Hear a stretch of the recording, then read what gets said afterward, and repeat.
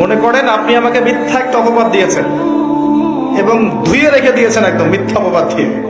যতক্ষণ আমি আপনাকে মাফ না করছি, কাবা ঘরে গিয়ে গেলাফ ধরে কান্নাকাটি করলো, এই পাপ মাফ হবে না ইনশাআল্লাহ। এই অবস্থায় মৌত হলে কি হবে?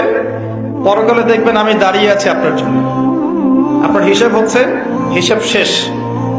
আপনি সালাত, সওম, হজ জাকাতে নেকি নিয়ে উঠেছেন, কিন্তু দেখছেন আমি দাঁড়িয়ে আছি, আমার মতো আরো 10 জন দাঁড়িয়ে আছে।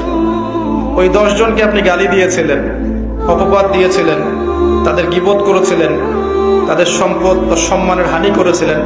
এখন কিয়ামতের মাঠে আপনার নেকি দিয়ে এই ঋণ শোধ করতে হবে, অন্য কোনো অপশন নাই। এই দোয়াটা হচ্ছে দোয়া কবুলের অস্ত্র। ঘুম থেকে ওঠার পর যদি এই দোয়াটা করে দোয়া করেন, ইনশাআল্লাহ দোয়া কবুল হয়ে যাবে ইনশাআল্লাহ। আপনি পড়বেন লা ইলাহা ইল্লাল্লাহ ওয়াহদাহু লা শারীকা লাহু লাহুল মুলকু ওয়া লাহুল হামদ ওয়া হুয়া আলা কুল্লি শাইইন কাদির সুবহানাল্লাহ আলহামদুলিল্লাহ ওয়া লা ইলাহা ইল্লাল্লাহ ওয়াল্লাহু আকবার লা হাওলা ওয়া লা কুওয়াতা ইল্লা বিল্লাহ আল্লাহুম্মা ইগফিরলি।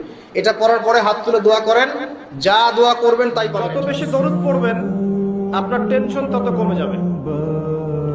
ফজিলত শুনেন, যত বেশি দরুদ পড়বেন আপনার টেনশন, দুশ্চিন্তা তত কমে যাবে।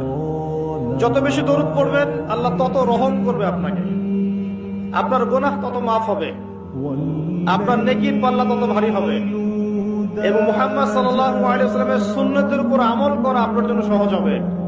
আর সবচেয়ে বড় কথা, কিয়ামতের দিন আপনার পক্ষে নবী সাল্লাল্লাহু আলাইহি ওয়াসাল্লাম স্বয়ং সুপারিশ করবেন ইনশাআল্লাহ, যদি আপনি বেশি বেশি দরুদ পড়তে পারেন।